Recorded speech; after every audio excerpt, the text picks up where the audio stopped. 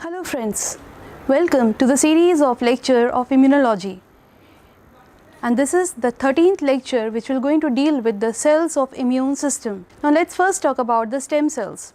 These cells which develop into the blood cells are called stem cells. They are undifferentiated embryonic cells.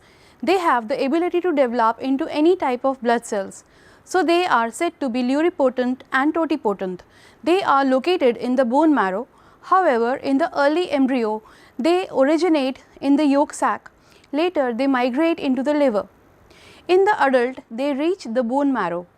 The stem cells develop into the blood cells through a process called hemopoiesis. As the stem cell develops into the blood cells, they are called hemocytoblast or hemopoietic stem cells.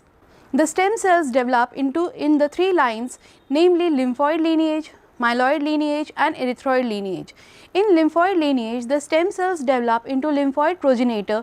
The lymphoid progenitor cells develop into three groups of immune cells, namely T lymphocytes, B lymphocytes and null cells. The null cells are of two types, namely natural killer and killer cells. In myeloid lineage, the stem cells develops into the myeloid progenitors.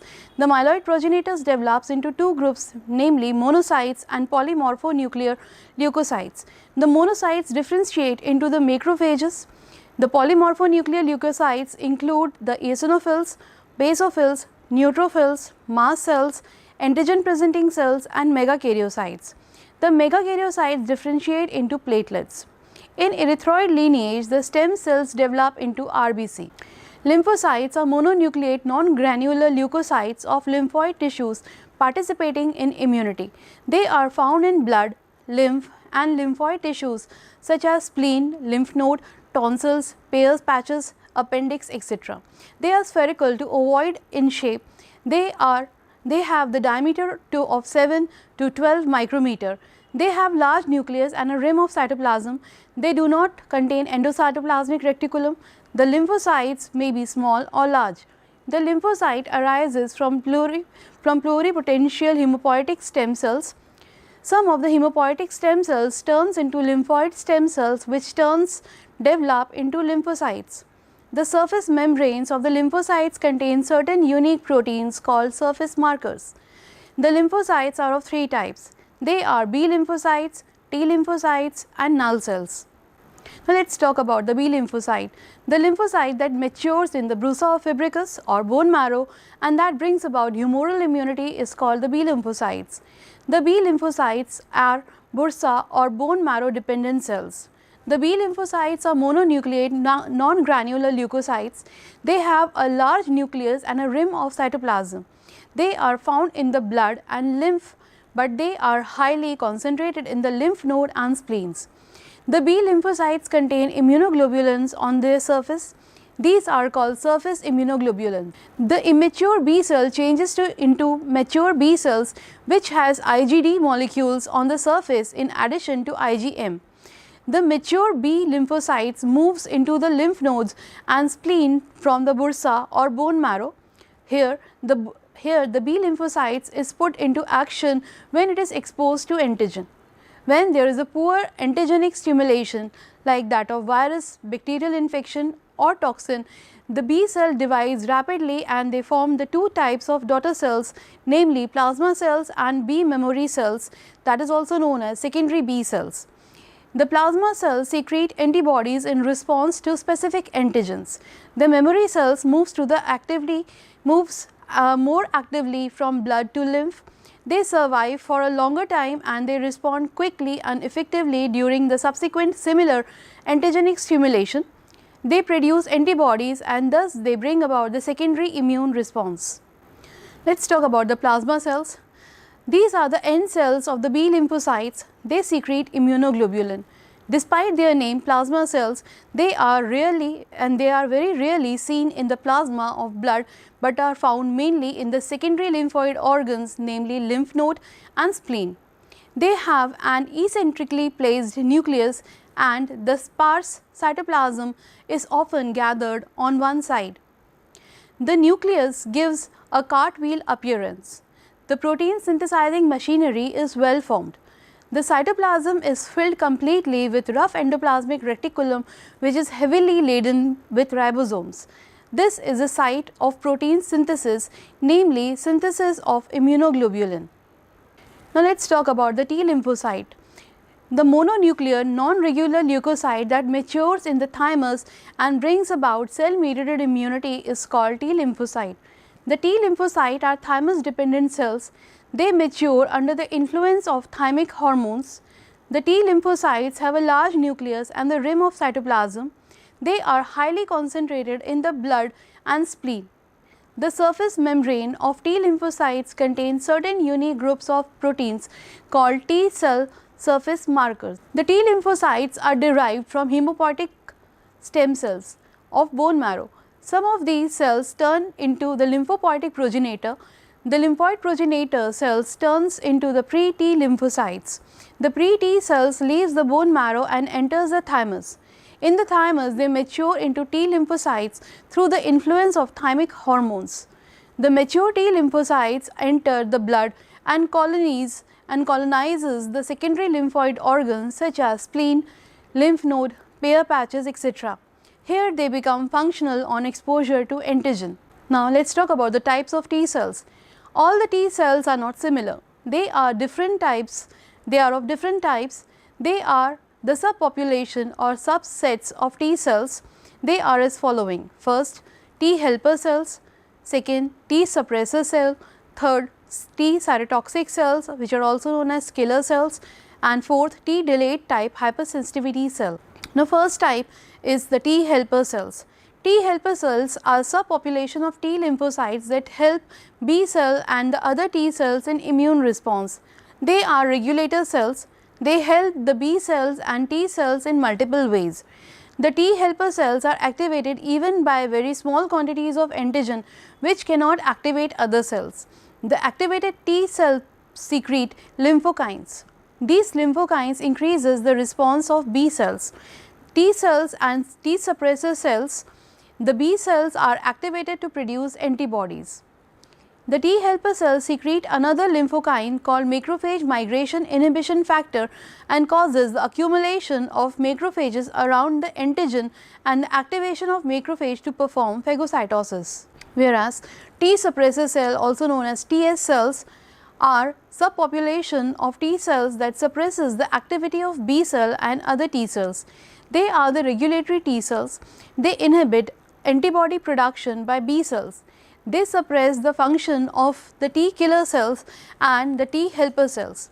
Suppressor T cells are responsible for immune tolerance by limiting the ability of the immune system to attack a person's own body tissues. Now, let us talk about the T cytotoxic cell, which is also known as TC cells or T killer cells.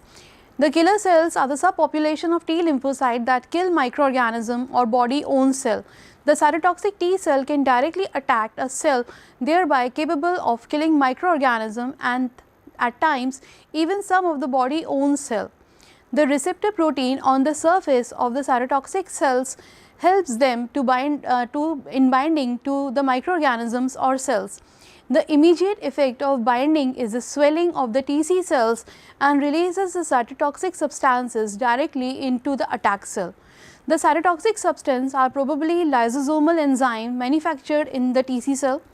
It is remarkable to see that each killer cells can attack many microorganisms one after the another, thereby killing many without the killer cells being harmed. The cytotoxic T cells are lethal to the tissue cells and have been invaded by the viruses. The virus particles are entrapped in the membranes of these cells, which attract the TC cells because the viral antigenicity and the TC cells ultimately damage the virus infected tissue cells. The cytotoxic cell also plays an important role in destroying cancer cells, heart transplant cells and other types of cells that are foreign to the person's own body. Null cells are the lymphocytes with cytotoxic properties. They are neither B cells nor T cells. They are intermediate between T and B cells. They form the third population cell and they form less than 3% of population. They are of two types of null cells, namely natural killer cells and killer cells. Now, let us talk about the natural killer cells, which is also known as NK cells. NK cells are the groups of null cells. They form the third population of lymphocyte. The NK cells have 2 to 3 large granules in the cytoplasm, hence they are called large granular lymphocytes. They have a kidney shaped nucleus. The cell surface possesses Fc receptors for Ig and CR3 receptor for complement, but they kill the target cell without the aid of antibody or complement, so they are antibody independent. They destroy the cancer cell and the cells infected with the herpes and mumps virus. They do not need antibody for activity. They are activated by interferons and interleukin 2. They recognizes altered C cell surface and brings about cytolysis and cytotoxicity. Killer cells are the group of null cells. They also form the third population of lymphocyte and they are also antibody dependent. These cells possesses Fc receptors for binding with IgG antibodies, hence they can bind with the cell coated with IgG antibodies and kill them. As the reaction is dependent on the presence of bound antibody, it is termed as antibody dependent cell mediated cytotoxic reaction, also known as ADCC. These cells can combine with the specific antibody when it is in complex with antigen. If the complex is on the surface of target cell, these lymphocytes become activated, destroying the target cell. By this cytotoxic property, the K cell can kill a variety of cells such as tumor cell, bacteria, viruses, fungi and parasites. Now let us talk about the macrophages. Macrophages are large mononuclear phagocytic cells derived from monocytes. Macrophages are components of the reticuloendothelial system. The macrophages are distributed throughout the body, but they are concentrated in the lymph nodes, spleen, bone marrow and liver. They are large lymphoid cells. They have a large nucleus. They contain large number of lysosomes. They are strongly phagocytic to a wide variety of particulate material such as microorganisms, dead cell, debris, immune complexes, etc. Usually macrophages are immobilized but become actively mobilized when stimulated by the lymphokines secreted by the T cells. Macrophages originate from the stem cells of the bone marrow. Some of the stem cells developed into the myeloid progenitor cells and some of which turns into the monoblast. Thermoblast becomes promonocytes which changes into monocytes. The monocytes develops into macrophages. The macrophages are derived from monocytes. The monocyte circulates in the body, in the blood. They can live only about 24 hours. Then they leave the blood and migrate into tissues where they enlarge and become macrophages. The macrophages are of two types, namely resident macrophages and elicited macrophages. The resident macrophages are stationary and immobile. The elicited macrophages are wandering cells. The macrophages are named differently according to the tissues in which they live, like Kupffer cells, these are the macrophages of liver. Alveolar macrophages or dust cells are the macrophages of lungs. Peritoneal macrophages are the macrophages of peritoneal cavity.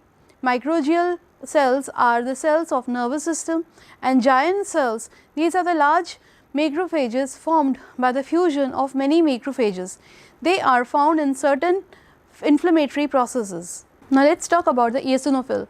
They are acidophilic leukocytes and are called eosinophils because they contain an acid dye stain the granules of the cytoplasm of these cells intensively. The granules rich in hydrolytic enzymes. The nucleus is usually bilobed or ellipsoid. They are 2 to 5 of leukocyte in healthy individual. Increase in number of eosinophil is called eosinophilia, is observed in allergic conditions, especially during infections with intestinal parasites. At the time of parasitic infection, degranulation of eosinophils occur and hydrolytic components of the granules are released, which kills the parasite.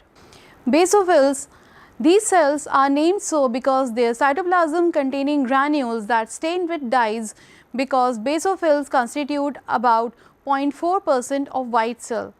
The basophil granules are believed to contain heparin, histamine, serotonin, platelets, platelet activating factors and other vasoactive amines that may be released at the site of inflammation or regions of immediate hypersensitivity reactions. Neutrophils form the major part of the white blood corpuscles, that is about 40 to 75%. They are motile, short-lived cells with multilobe nucleus. The cytoplasm contain granules which do not take up acidic or basic stains strongly and hence named neutrophils. The major functions of the neutrophil is phagocytosis, which is very similar to macrophages. Neutrophils can attack and destroy bacteria and viruses even in the circulating blood. When tissue is damaged or inflamed, the neutrophil reach the area along with macrophages and destroy the unwanted tissues by phagocytosis. Now, let us talk about the mast cells. These are large tissue cells with basophilic granules in the cytoplasm. Mast cells are similar to basophils of the blood in appearance and function. Basophils are circulating in the blood, whereas the mast cells are sessile and present in the tissues throughout the body. These cells are about 10 to 30 micrometers in diameter and they have the polymorphous nucleus. The mast cells are of two types: mucosal mast cells. The mast cells are found in the mucosa of the lungs and guts. These cells are dependent on T lymphocytes for differentiation, whereas connective tissue mast cells, these cells are not dependent on T lymphocytes and present at the sites of immediate hypersensitivity reaction. The granules of the mast cell releases substances like serotonin, histamine, heparin, platelet activating factors, leukotrienes and prostaglandins, which brings about the inflammatory and allergic reactions. I wish that this lecture series on various types of cells and the upcoming lecture will be on the tissues which are involved in the immune system will going to benefit you in understanding the physiology as well as anatomy of immune system. Thank you so much.